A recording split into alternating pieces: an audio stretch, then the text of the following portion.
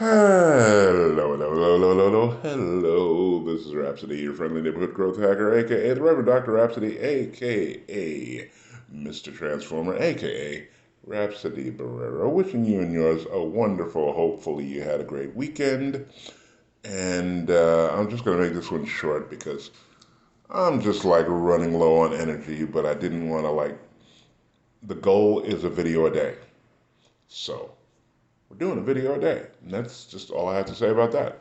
In today's video, we will talk about the difference between, we'll call it virtual reality or imaginary reality versus concrete real world reality. Okay.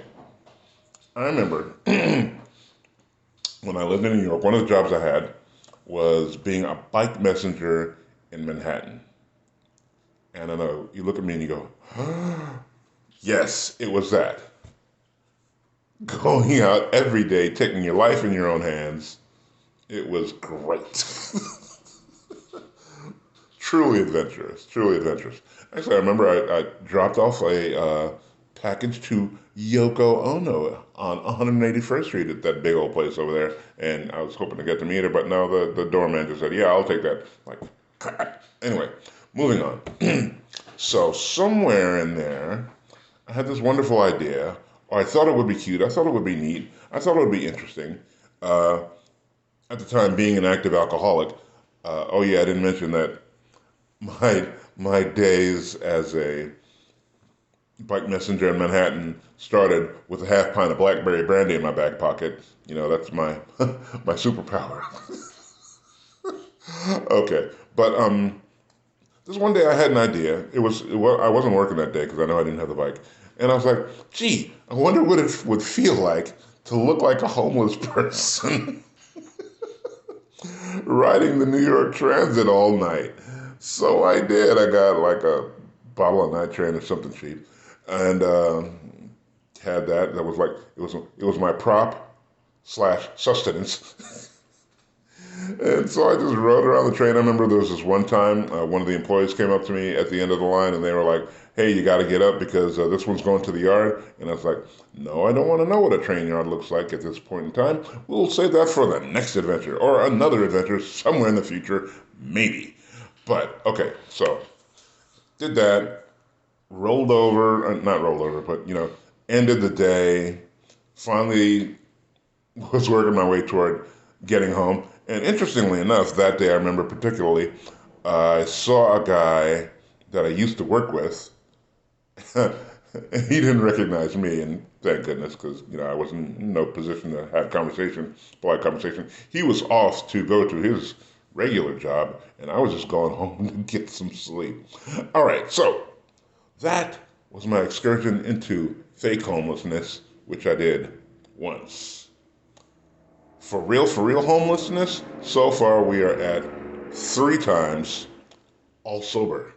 Yes, because I'm here to tell you, if you are an addicted person like myself, if you are one leaning toward self-will, you know self-will has no ends until you jump in front of it and try to slow it down like a speeding train.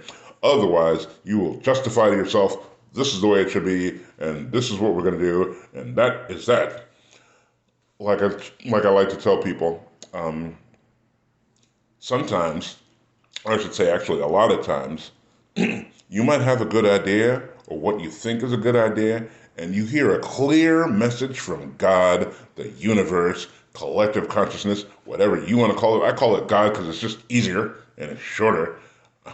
So you will get a direct message.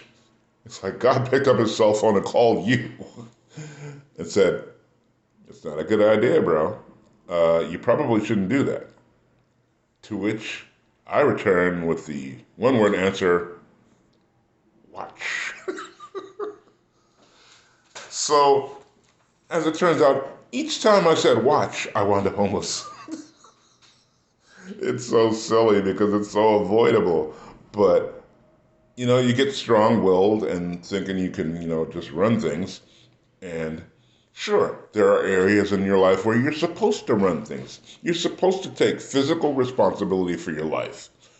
For me, as far as I'm concerned, personal responsibility is at the source of every ill plaguing society in this country, in the Western world today. When people finally get around to realizing, hey, um, I actually did something to make this happen.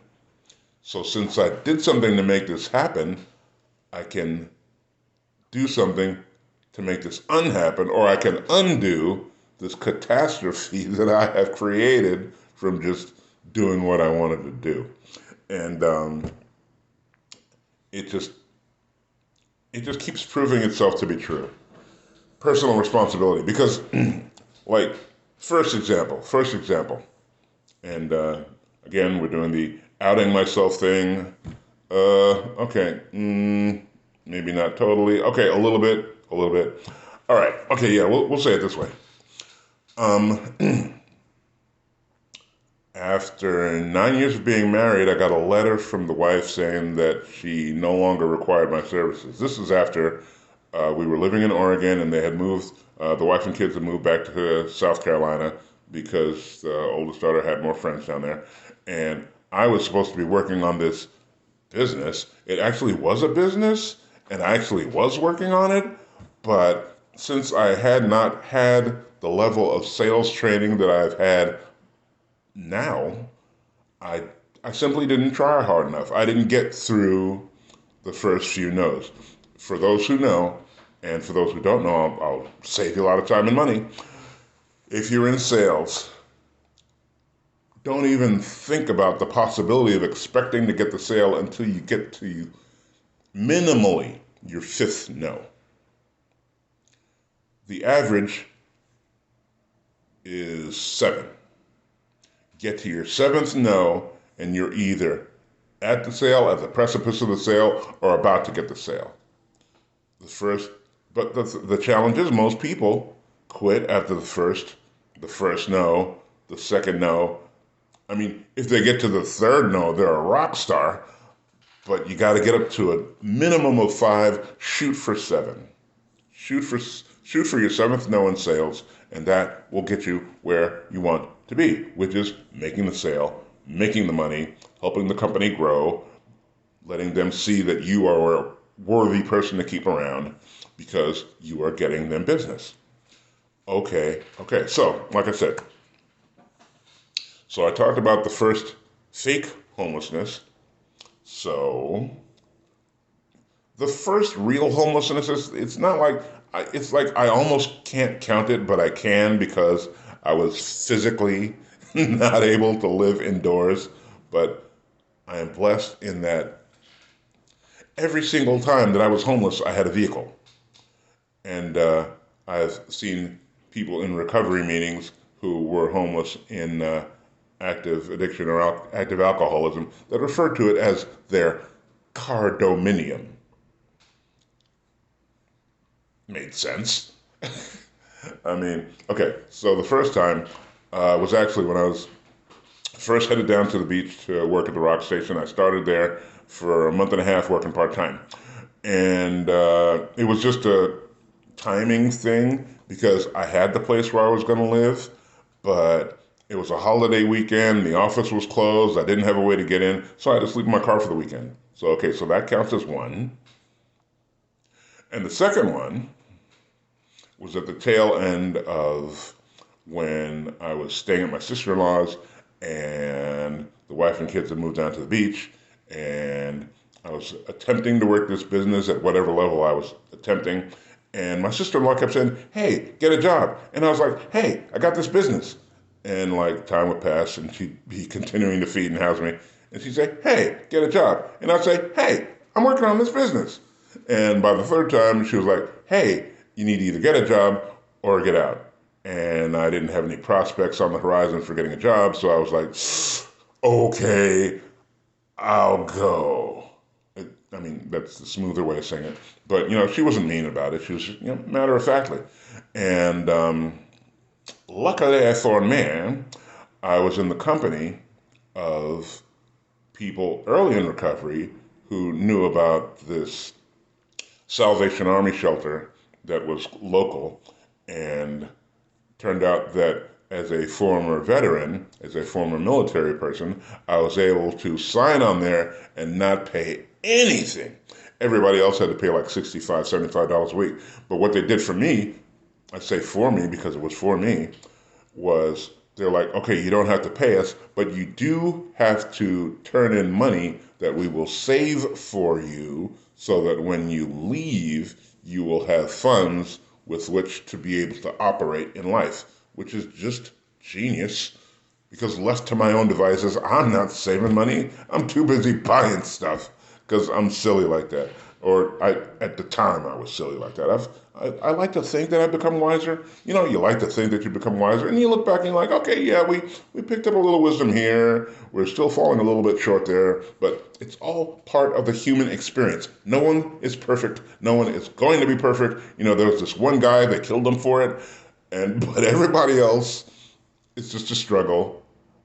Okay, not a struggle. In the recovery circles, we refer to progress, not perfection. There's a lie that has been told to all mankind, and it goes like this: practice makes perfect. That's not true. Practice makes progress. Progress moves you closer to perfection, but you are still only making progress because nobody is perfect. Okay, so I have to go take my sister to the airport in the morning, so we're going to shut it down right here. Oh, yeah, what I will do for you, though, all my other videos, I talked to you about this wonderful, awesome, marvelous, damn standing Magnetic Mind Masterclass. And what I'm going to do is leave you a link in the description or in the post, wherever you're seeing this. If you're seeing it as an ad, you click the bottom left-hand corner, and the site is the letter M 2 times the number 7 dot transformationsorus.com. So it's mm7 dot transformationsorus.com. You get 1 free week of this wonderful masterclass.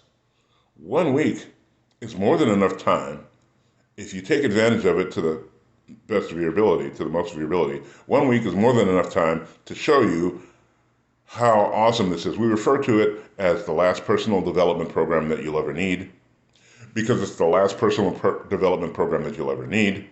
So check it out. It's free for the first week, and you can either pay for it up front or you can make payments. They will work with you at whatever level. If you need to make payments at whatever level, you can make payments. They will accept payments. I remember I wound up buying a bunch of programs with them, and it took 2 years to cover everything. They set up a thing where I had payments for 2 years. So I paid for 2 years. I just received all kinds of awesome growth as a result of being part of these wonderful people, the Conscious Education Company. So make your way to mm7.transformationsorus.com.